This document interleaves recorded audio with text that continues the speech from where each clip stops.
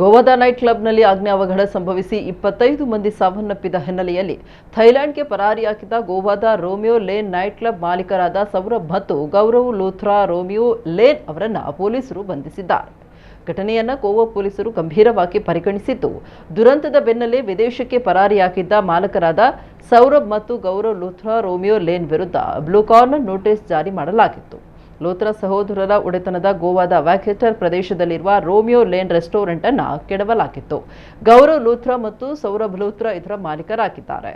Romeo Lane ಬಳಿ ಇರುವಂತಹ beach by Romeo Lane night club December 7ರಂದು ಬೆಂಕಿಗೆ ಆಹುತಿಯಾಗಿ 25 ಜನರು ಸಾವನ್ನಪ್ಪಿದ್ರು. ಈ ಘಟನೆಗೆ ಸಂಬಂಧಿಸಿದಂತೆ ಕ್ಲಬ್ನ ಮಾಲೀಕರನ್ನ ಥೈಲ್ಯಾಂಡ್ನಲ್ಲಿ ಬಂಧಿಸಲಾಗಿದೆ. ಶೀಘ್ರದಲ್ಲೇ ಭಾರತಕ್ಕೆ ಕರೆತರುವ ಸಾಧ್ಯತೆ ಇದೆ ಅಂತ ಮೂಲಗಳು ಗುರುವಾರ ತಿಳಿಸಿವೆ.